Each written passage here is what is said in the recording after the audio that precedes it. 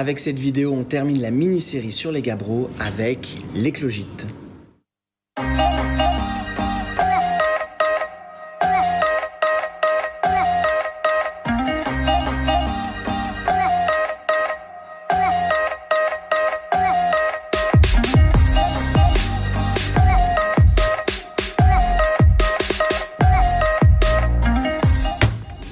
Dans une précédente vidéo, je vous ai parlé de l'enfoncement de la lithosphère océanique dans la sténosphère en contexte de subduction, des transformations minéralogiques qui avaient lieu, et la formation du glaucophane dans le schiste bleu.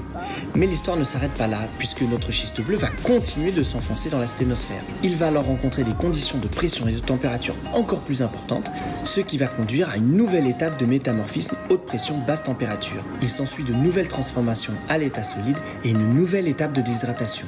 Le tout donne notre éclogite. Je vais au-devant de la question et les minéraux de l'éclogite ne contiennent quasiment plus d'eau, donc elle ne va pas de nouveau se déshydrater.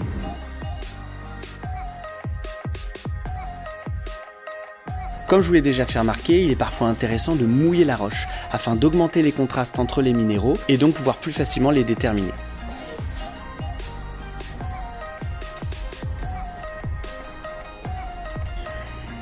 Regardez un peu la différence entre la partie sèche et la partie humide.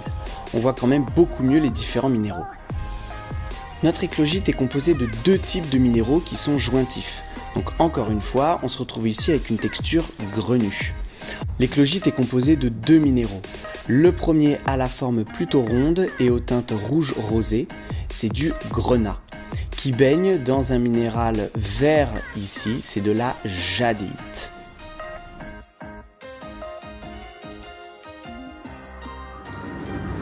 L'éclogite est vraiment une très belle roche à observer au microscope polarisant. Entre nous, en LPNA, il n'y a rien de bien formidable. Mais dès qu'on rajoute l'analyseur, c'est vraiment superbe. Regardez-moi ces gros minéraux noirs de forme géométrique. Il s'agit ici des grenats. Et la jadéite, elle, au contraire, prend des teintes très colorées, très lumineuses. C'est vraiment superbe. Donc pour résumer, le métagabbro à faciès éclogite, ou pour les intimes, l'éclogite, est une roche grenue métamorphique. Elle est issue de la déshydratation et de la transformation minéralogique à l'état solide du schiste bleu, le tout en contexte de haute pression, basse température. L'éclogite est composée de seulement deux minéraux, les grenats et la jadéite.